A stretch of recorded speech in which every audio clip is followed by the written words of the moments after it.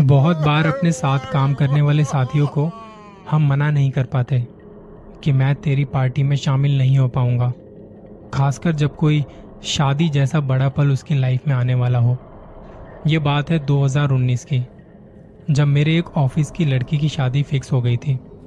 वो मेरे साथ मेरे ही डिपार्टमेंट में काम किया करती थी। जब उसकी शादी फिक्स हुई थी तो उसने सबको इनवाइट किया और मुझे तो स्पेशली इनवाइट किया, क्योंकि मैं ये सब पार्टियां वगैरह अटेंड नहीं करता था। पर जब उसने कहा कि आ जाना यार तुम भी, मैंने कहा ठीक है। सर्दियों का टाइम था और वैसे भी दिल्ली में ठंड बहुत पड़ती है और उन दिनों अंधेरा भी जल्दी हो जाता है। एक रोज उस लड़की का ऑफिस में शादी से पहले आखिरी दिन था, क्योंकि उसके बाद वो लंबी छुट्टियों पर जाने वाली थी। उस दिन भी जाते जाते उसने कहा था कि तुम भी आना, मुझे कोई बहाना नहीं सुनना। मैंने कहा ठीक है, कोशिश करूंगा। दिन बीतते हैं और वो दिन भी आया जिस दिन शादी थी। अब जो शादी का वेन्यू था वो मेरे घर से ज़्यादा दूर नहीं था, पर मुझे कहीं ना कहीं ये था कि मैं चला तो जाऊंगा, क्योंकि अगर 7-8 बजे भी निकलना हुआ तब भी आराम से पहुंच जाऊंगा, पर रात को कैसे आऊंगा ये मुझे देखना था। मैं घर से तैयार होके 7:30 बजे निकल गया। मैंने कैब बुक की और तकरीबन 8 बजे तक मैं वहां पे पहुंच चुका था। हालांकि इतना टाइम नहीं लगता मुझे, क्योंकि घर से ज़्यादा दूरी पर नहीं था, पर ट्रैफिक की वजह से इतना समय लग गया था। मैंने बाहर खड़े गार्ड से कंफर्म किया कि यही है ना वेन्यू, पता चले कभी कहीं का कहीं पहुंच जाऊं, ऐसा बहुत बार होता है। खैर, मैं अंदर गया और देखा तो अभी इतने लोग नहीं थे वहां पे। मेरे ऑफिस के 2 लोग थे बस अभी। मैंने थोड़ा खाना पीना खाया और 9 बजे के आसपास मेरा पूरा डिपार्टमेंट वहां आ पहुंचा था। सबने एक दूसरे की झूठी तारीफ की कि अच्छा लग रहा है या अच्छी लग रही है, और फिर सबने साथ में बहुत सारी फोटो भी खिंचवाई। साथ बैठ के खाना भी खाया। दूल्हा दुल्हन आए और फिर उन्हें गिफ्ट देके कुछ और फोटोज खिंचवाई स्टेज पर। ये सब करते करते काफी रात हो चुकी थी। कुछ का प्लान था कि वो यहीं रुकेंगे और सुबह निकल जाएंगे। कुछ लोग अपनी गाड़ी से आए थे। मेरे पास वहां से निकलने का कोई साधन नहीं था और उस वक्त कोई कैब भी बुक नहीं हो पा रही थी, क्योंकि वो लोकेशन जो थी ना, वो सीआरपीएफ का एरिया था, जहां अंदर कैब या ऑटो अलाउड नहीं होते। आपको उस एरिया के अंदर जो पब्लिक ट्रांसपोर्ट यूज होता है उसी से आप अंदर और बाहर जा सकते हैं। तभी थोड़ी देर में मेरी एक सीनियर मैडम और उनके हस्बैंड गाड़ी लेकर पार्किंग से बाहर निकले। मैंने कहा मैम, आप मुझे नियर बाय मेट्रो स्टेशन तक छोड़ देंगे? लास्ट मेट्रो 11:50 की है और जब हम निकल रहे थे तो ऑलरेडी 11:20 हो चुके थे। हालांकि मेट्रो स्टेशन वहां से इतना दूर नहीं था, पर वो एरिया कुछ ऐसा था जैसे मानो भूल भुलैया से कम नहीं था। कुत्ते भौंक रहे थे। हमने गूगल मैप लगाया और चल पड़े। गूगल मैप जो दिखा रहा था हम उसी रास्ते पर जा रहे थे, पर पता नहीं कैसे हम घूम फिर के वापस से शादी वाले वेन्यू पर दोबारा पहुंच गए।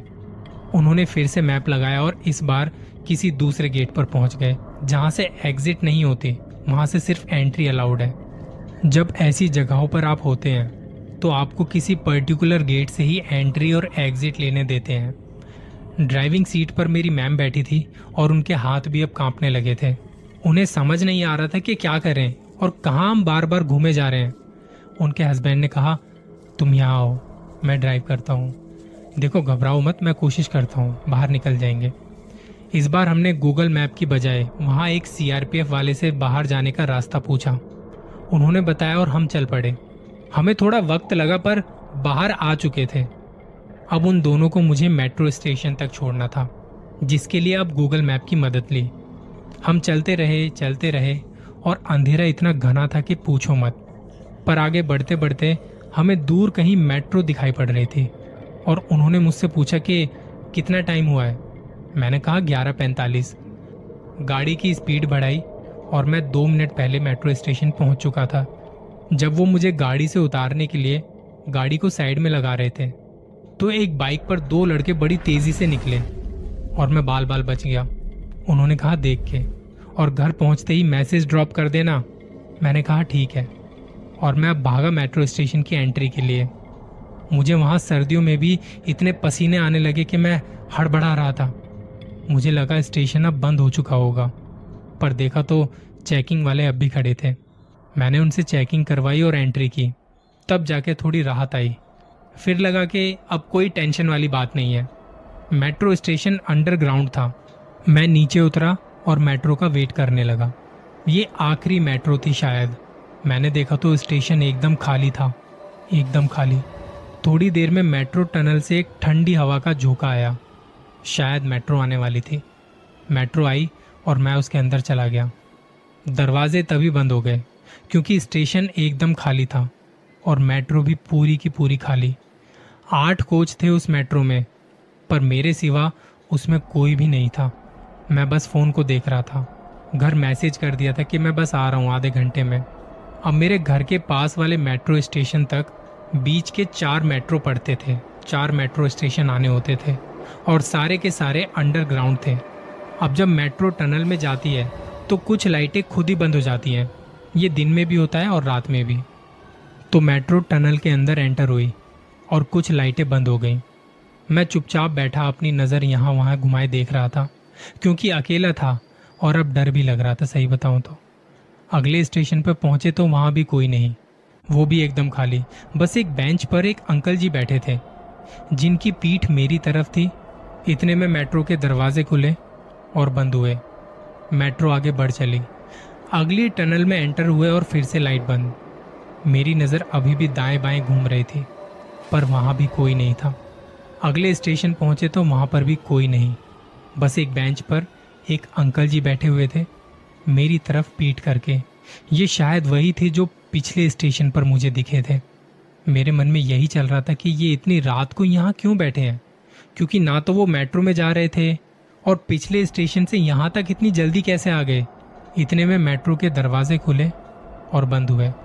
मेट्रो आगे चल पड़ी। फिर से टनल में एंटर हुए और फिर से लाइट बंद हो गई और इस बार कुछ लाइटें जल बुझने लगी।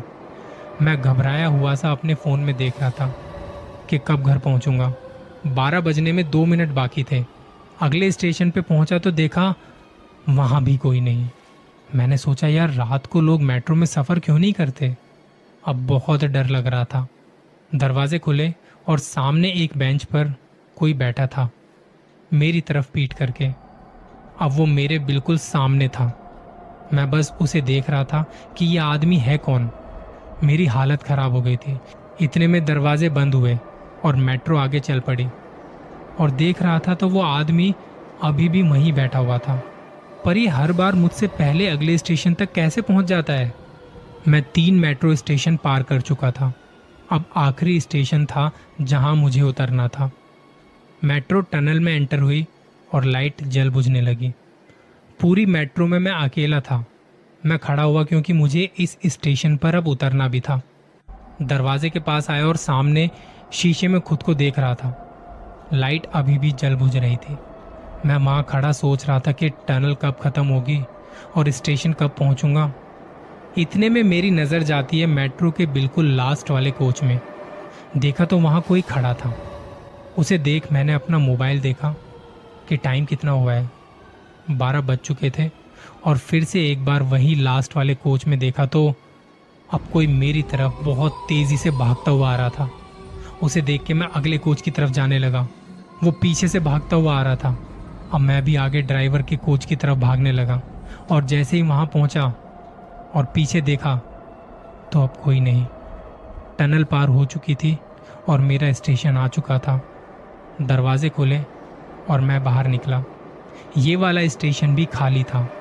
मैं स्टेशन पर आगे पीछे देखता हुआ जा रहा था और मेट्रो भी चल पड़ी।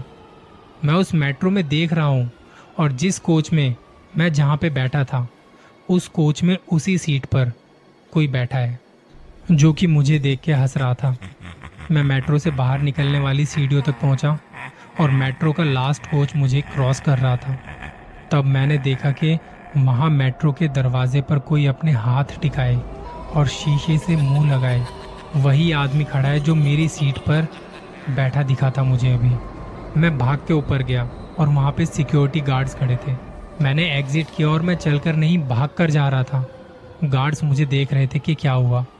मेट्रो स्टेशन के बाहर निकला और बाहर सारी दुकानें बंद हो चुकी थी। खंबे की लाइटें जल बुझ रही थी। मुझे इतनी ठंड में भी पसीना आ रहा था। मुझसे चलना भी मुश्किल हो रहा था। खुद को शांत करते हुए, भगवान का नाम लेते हुए मैं घर की ओर चल पड़ा। डरते डराते मैं घर पहुंच गया और घर जाके फ्रेश होके अपने बिस्तर पर लेटा। मुझे बस वो मेट्रो वाला आदमी याद आ रहा था। फ़ोन को बंद करके रखा, पर अलार्म लगाना भूल गया। फ़ोन ऑन किया और उसका वॉलपेपर खुद चेंज होके वहाँ पे मेट्रो का वॉलपेपर लगा दिखा। शायद ये इत्तेफाक था या मेरा वहम, पता नहीं, लेकिन उस दिन को आज भी याद करके मेरी हालत ख़राब हो जाती है। आपको क्या लगता है, क्या सच में कुछ था या फिर वो मेरा वहम था या कोई छलावा जो मेरे साथ हुआ था?